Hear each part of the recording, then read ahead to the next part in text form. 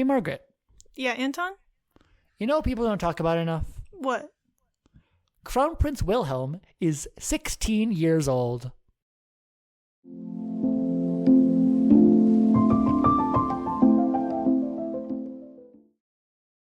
Welcome to People Don't Talk About, Young Royals. I'm Anton, my pronouns are he, they.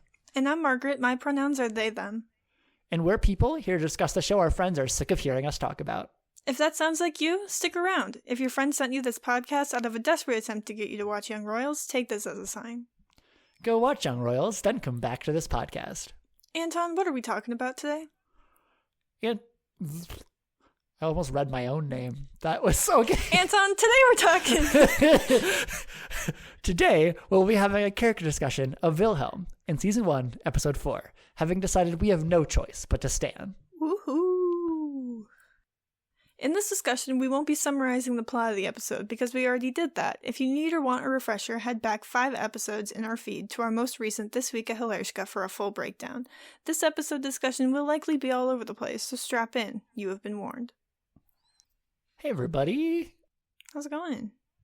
Yeah. It's been a bit since Margaret and I recorded, so I was about to say welcome back, and then realized this is just gonna come out after the second half of Love More Royals. So, yeah. Welcome back to our podcast, everybody. Welcome back after a week. Welcome back after the completely normal amount of time between episodes. Yes.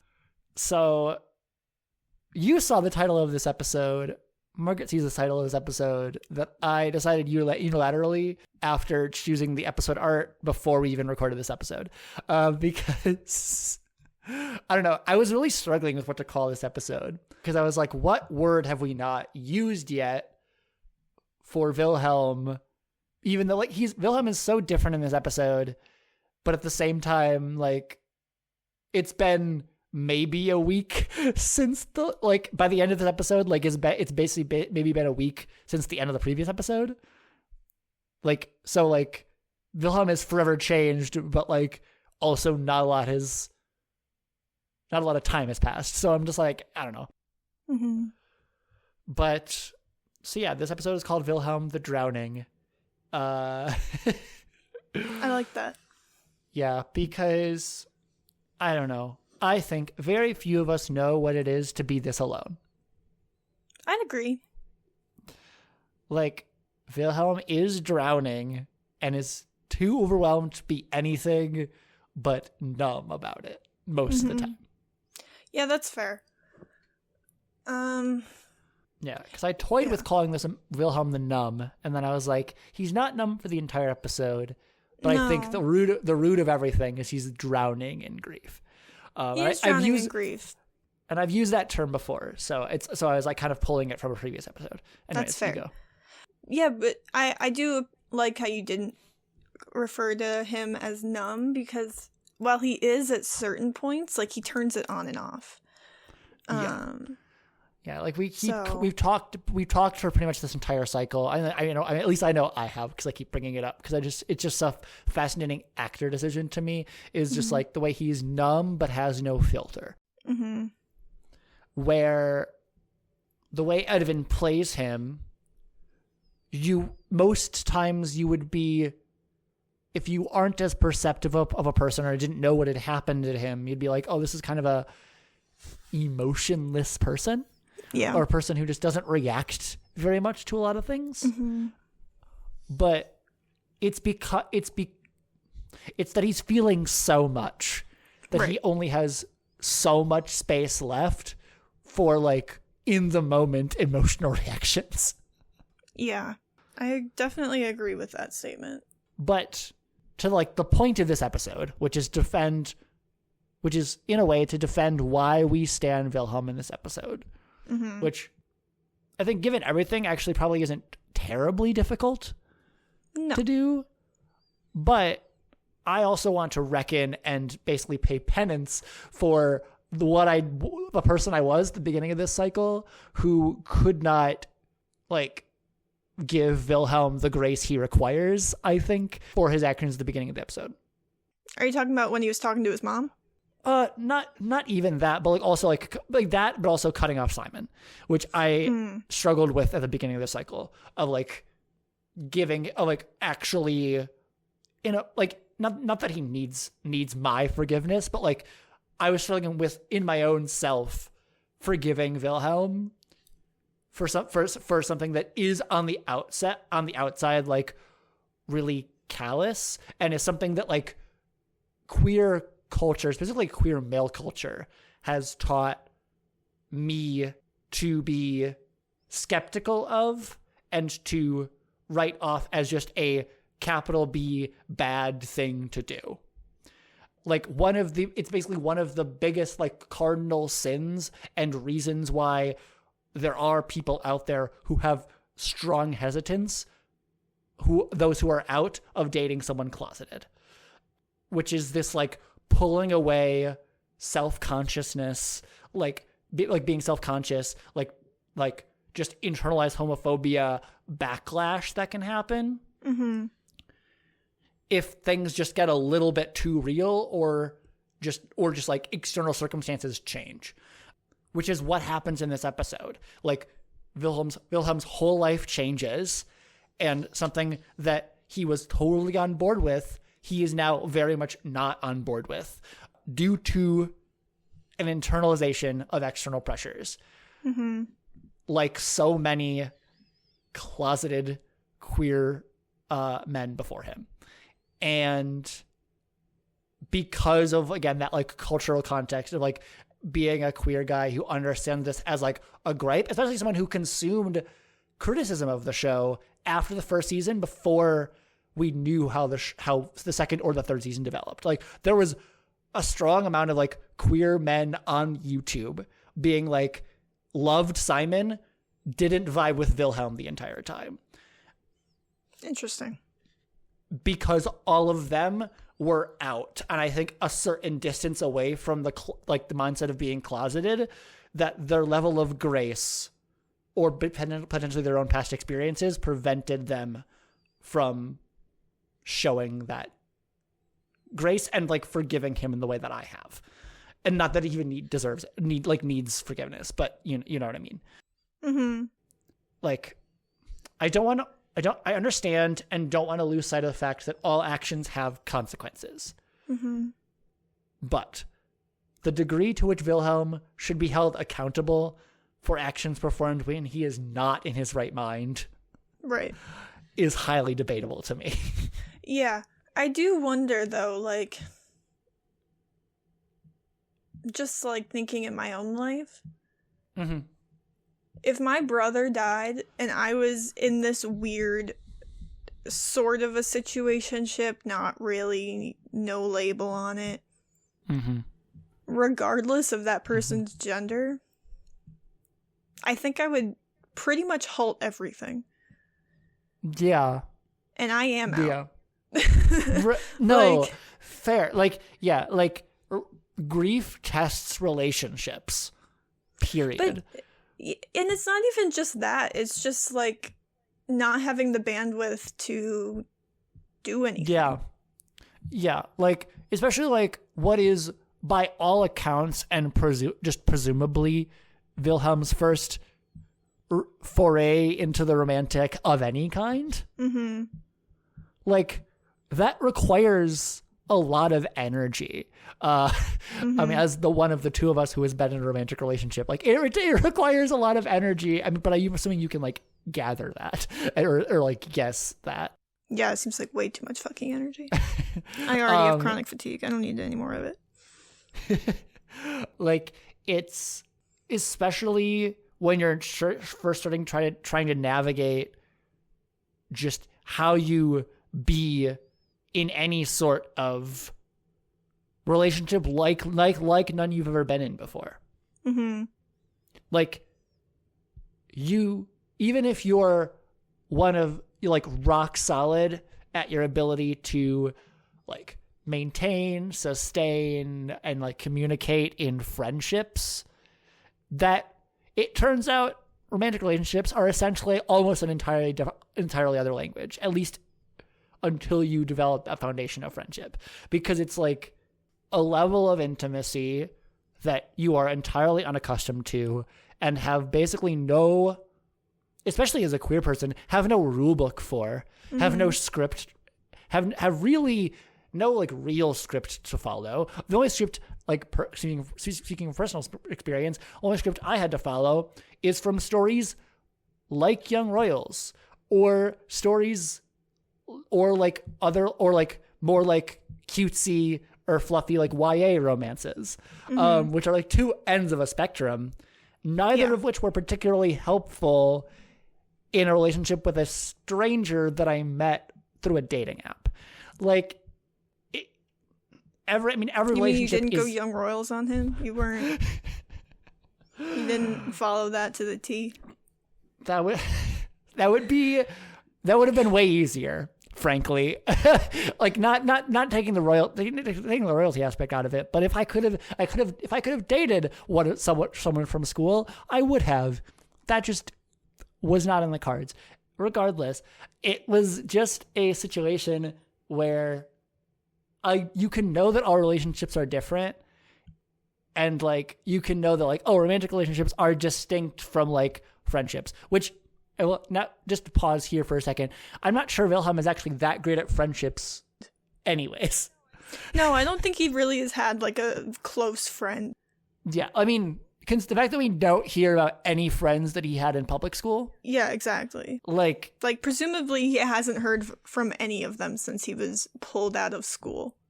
And I think he might have thought those were close friendships and then figured out they weren't when none of them contacted him after they weren't seeing him every day. I don't even know if he thought they were close friendships. Fair enough, because I think he felt the distance. Yeah. And I think if there's any part of him that could look at the positive side of Hilershka, as much as he really dislikes everything about being upper class, pretty much, or at least everything about being royal, like, I think a part of him believed up until maybe like the initiation party, or like after like basically up until it's like his first day at Hilershka, that like maybe what everyone was saying of like these being his people and like this and like him being able to relate to everyone more, like maybe that would be the case. But it honestly feels just like an inverse, but also a little bit more of the same. Like we don't exactly know how he's treated at public school, but I imagine no one would ever let him forget he's the prince. And it's the same thing at Hilershka. No one's ever going to let him forget he's the prince. Right. So it's just a matter of, this is just a thing that's going to make his family more at ease. And into that environment, you throw in, oh, I'm having romantic feelings for maybe like the first time ever. Yeah. On like a real person. And so you're just like, well, I'm glad he's having romantic feelings for a real person instead of a fake one.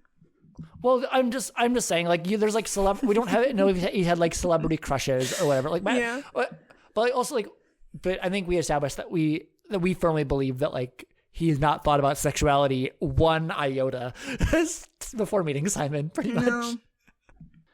And then to all of this context, you add the grief of losing the person you're closest to in the world.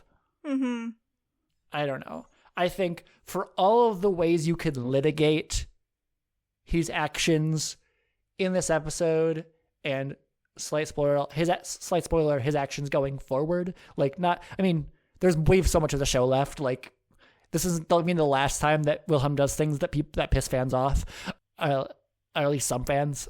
I was gonna say, he's never pissed me off, not a single day in his life. like people, you can litigate a bunch of the things that he's done, but like, why do you want to? Yeah. Is kind of my question. Like, I know we like, kind of as humans, we like to just be judgy a lot of the time. It's kind of just in our nature. Like, it's just sociology. But like, if you really look at it, like, look this episode specifically, because we can't speak about later stuff yet, but like in this episode especially, I would say that Wilhelm is far more self-destructive than anything else. Oh, 100%. I think he's grasping at straws, just trying to like keep his head above water. Right. In any way he can, and that's not always the right moves that he's making, but he's just trying to. No, he's survive. trying his best, but I also can't really think of a single action he takes in this episode up until the moment of calling Simon, when he's on the soccer field, that isn't self-destructive. When he joins Felice for that ritual. Okay. Yes. Correct. Okay. Yeah. And then he's just generally like maintaining a friendship with Felice. Yeah. Like that is his one like tether to anything that is even halfway healthy. Everything else is just like bordering on self-harm. Like it's not. I don't even think it's bordering. I think it is. It's Yeah. emotional self-harm for sure. Like it's part of the reason why I wanted very strongly before we even discussed Wilhelm like on mic. I was like, the episode art for Wilhelm this episode has to be during his panic attack. Yeah. Like I can't remember if this screenshot is exactly before or after, but like it's around when he deletes Simon's contact. Mm-hmm. Cause it's like I feel like almost more than breaking things off with Simon, deleting his contact is like almost the most textbook like instance of self-harm to me in this episode for Wilhelm. Are we going to have to trigger warning this? Probably. Okay. We've talked about it enough, but I mean, we've triggered warninged arguably worse things. So like this last episode, like at least the last episode I know the last episode I edited, I had that trigger warning child pornography at the end. So because we talked about that. Yeah. So, like that's the thing is like discussions of this episode of this show are always going to get dark. Oh, and yeah, like big time. And like we put trigger warnings on episodes to be conscientious, but I think we don't really bring up anything that the show doesn't at least imply. Yeah. And so people know, listen to us with care. If we do say something that is triggering to you, like we try to make sure you're warned ahead of time so you can act accordingly. Skipping ahead of just parts of our discussion that you just can't handle right now is totally fine.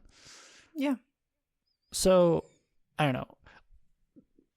To hold space slightly for the impulse to at least assess like the fallout / consequences of Wilhelm's actions. Not necessarily holding him like culpable or accountable for any of them, because it's like, how much can you do that when someone is hurting this much in a way that feels fair? But it's like, he hurts his mother and he hurts Simon probably the most deeply. Well, like those are the two people he hurts most deeply. But like both times, it's simply by stating a believed truth. Mm-hmm. Like he has always been compared to Eric. Sorry, Christina. Like, and sorry, Simon, he can't be with you anymore if he's going to become the crown prince his family expect him to be. Mm-hmm. Like that's just a fact. Right. And Wilhelm knows it. Yeah. Like both of the things he says, like he's hurting people with the truth. And I think that I don't feel like it's totally fair, really fair at all, to hold that against him. Yeah, I agree. And I know I'm like I'm like arguing against a position like neither of us hold, but I think it's again like I was again gonna like say I never held it against him, but I mean, yeah. but that's part of like generating counter arguments. Is I'm thinking of the criticism I've seen of Wilhelm, maybe not specifically about this episode, but like at least this like season as a whole, like his actions up to this point. Like I keep bringing this up, and I know it's when like Margaret is further from this opinion than I am. Like it, but like. It is, I think, important because there are people going forward, even through like towards the end of the show, who had issues with Wilhelm's behavior. Yeah, and this isn't going to get into a discourse about fan culture, but it isn't. Watch yourself. I think what we need to consider is navigating being 16 years old. That's my cold open. Yep. Yeah, I know. That's why I said it. With that much pressure, as a 16-year-old, your brother dies. You're filled with grief. You have untreated anxiety. And you're maybe discovering sexuality for the first time. Like, wrap all of those up into one person experiencing all of those things and tell me you make the right decision every single time. Yeah. And I think, again, I don't want to speak too it feels weird to speak so far forward because that's not really what we do on this podcast. But I think if there's any episode to do it, it would be this one, because this is really the episode where Wilhelm becomes solidified as a character, and he is essentially this person for the bulk of the remainder of the show. And I think with that in mind, slight spoiler for the overall timeline of this show wraps up not even a year chronologically from when it began. Right. Every event in this show happens over the course of maybe 9 months. Probably not even. That's being generous. And what do you want us to do? What do you want? And by us, I'm speaking as though we are Wilhelm. What do you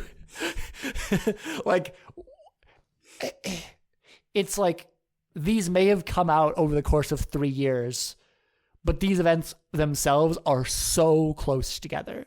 Yeah. And you've had time to process everything. The characters have not. No. And I can promise you Wilhelm has not processed a damn thing in his life, to be honest. And it's this goes for every character, but especially Wilhelm. Because if, Margaret is saying, if there's any character who is pathologically incapable of processing emotions in a healthy way, it would be Wilhelm of Sweden. Yeah. And I don't think it's his fault necessarily. I think it's the untreated anxiety of it all. Oh, yeah. Anxiety does not untreated depression. Yeah. Having severe anxiety does not prepare you to process emotions in any sort of halfway healthy way. No. We both of us speak from personal experience. Yeah, why do you think I get covered in clay every week? I need to process something. For context, Margaret's a potter. Yeah. Oh, yeah. For context, I do ceramics 8 hours a week. Yeah. So all of this goes to say, I feel like I say that every time I'm we've been talking about it, having a discussion for way too long. I need to transition us. I feel like we're just the fault of neither of us. We're just rambly people. I feel like I've already come a long way with Wille this cycle, and we've still got 2 more discussion episodes where we can talk about him. And we're both gonna grow on all of these grow on our feelings about all these characters for the entire length of this of People Don't Talk About Young Royals, this section of the podcast, this series. And it's I thought I understood Wille before, before starting this podcast. But now that I've applied a PDTA level analysis to post Eric's death Wille to Crown Prince Wilhelm, so much of this show has opened up to me. I understand everything, a lot of it way more, as although Wilhelm does not desire to be watched, his emotions are so inviting to the camera and to the audience in a really that's counterintuitive in a lot of ways, but it's true. His and I guess by this I mean Edvin playing Wilhelm, but his minimal facial expressions make him almost inscrutable. He's so hard to read sometimes. Yeah. But that just means that he's practically begging to be understood. Yeah. And Wille and Edvin by extension he makes him he's easy to understand if you take the time to do so. Mm-hmm. Because he plays him as honestly and as convincingly as I feel it is humanly possible to play a character. Oh, 100%. 100%. Like, I'm not sure if before Edwin, I always say his last name wrong, so I'm not even going to try. Like, before Edwin, Natasha, let me know how to say Edwin's last name so I can say it correctly going forward. Yeah, get us in the DMs, Natasha. Yeah. Or any other Swedish listener, but Natasha's the one who we hear. Yeah, Natasha's the person we hear from the most, so she's kind of our Swedish correspondent. We are CNN. She's our Swedish correspondent. She's on the. I got that joke from a different podcast who like cycles through guests, and like different guests have like different themes that they always come back for, and it's like you're our blah blah blah correspondent because you always come for like these types of episodes. Anyways, can we call Alec our royal correspondent? Sure. Hell yeah! Where's my phone? Or like our British correspondent, honestly, like that's British probably, correspondent. Yeah. Which I'm still upset that he didn't tell me his thoughts on the Harry and Meghan drama. Well, you might get to roast him in the episode that's going along with this episode. Oh fuck! I forgot I was going with this one. Yeah, which is a great segue actually, because we're far enough into this episode that this is definitely going to be short enough that it makes sense to pair it with a bonus episode. Yeah. So you will be. Like, that's a great, Margaret just did a perfect transition into just a quick plug for something you could already listen to by the time you're listening to this episode, which is our PDTA crack of talking with my former roommate from the UK. He studied abroad in the US, to be clear. I didn't go to the UK. That'd be so sick, though. It would. Basically talking about that whole episode is, I think, like a British person's perspective on young royals. So possibly like the one and only I don't want to be like too hasty, but probably one of the only times I can think of that we'd bring a guest out of the show. So we could bring Natasha. We definitely could. Who even knows? But yeah, so listen to that. We have not recorded it yet as at time of recording. Nope. No idea what it's going to be like, but listen to it. Yeah, it's going to be interesting. I can tell you that. Like, it's our planning meeting was already quite fun. So yeah. Get back to the episode at hand. I already have the episode art for this ep in mind. I'm reading off my script. The episode art you are currently seeing is what Margaret is currently seeing on our document, because I just copied and pasted inside, or at least the full screen grab, because I was just so like, I was for this one and the next two character episodes, I was just like, had so clearly what I wanted the episode art to be. So, but like, I don't know. We're looking at the moment that Wilhelm deletes Simon's contact, and in the end, Wilhelm remains a little simp who can't stay away from Simon for an entire episode. No, of course not. Like, even against the insurmountable pressure of the expectations of newly being crown prince, Wilhelm chooses himself and chooses to be happy in this moment. Like. Well, not this moment, but at the end of the episode, that moment. Well, yeah. Yes. The moment at the end of the episode. And we will ignore what happens immediately after this because Wilhelm doesn't know about that. Yep. It doesn't happen. It doesn't happen. Shit. Yeah. If you close your computer about 3 minutes, not 3, about a minute and a half before the end of the episode, you don't even have to see it. Yeah. Yeah. And by I mean August. I'm watching. There's a reactions coming out week by week. That's currently happening. Which I think I want to shout them out because I've been enjoying them quite a lot. More like it's like kind of probably gone up there with some of my favorite reactions. Hunter Ashley is a previously seemed to be like kind of a small like booktuber who kind of like was so obsessed with Young Royals that she grabbed her like one of her like best friends and sat down to watch it from the beginning with her before she even finished season 3. It's chaotic. I like that. Yeah, and also she like kind of insists that she basically has like the memory of a goldfish, and so like she is essentially kind of watching it for the first time. Like there's certain plot points that like cut out her, and I recently found out that she only got like 3 episodes into season 3, and so doesn't actually know how the show ends. And they finally got into season 3, and that's chaotic as hell. But basically, like they were recently like talking about like doing exactly what we did in the podcast of like trying to think of like what would happen if Eric didn't die, like it's like just basically just like generating their own fan fiction on camera, and it was really fun to witness. I disagree with some of their takes because like they haven't sat with the episode as much as we have, because they basically like watched it through like maybe twice, but like it was still quite fun. Yeah. But anyways, that was on ignoring the things that happened in the show for fun. Sometimes you gotta do it to them. Yeah. Margaret, are you ready for my summary? Yep. Are you ready for your usual response? I got locked and loaded. Wilhelm is grieving.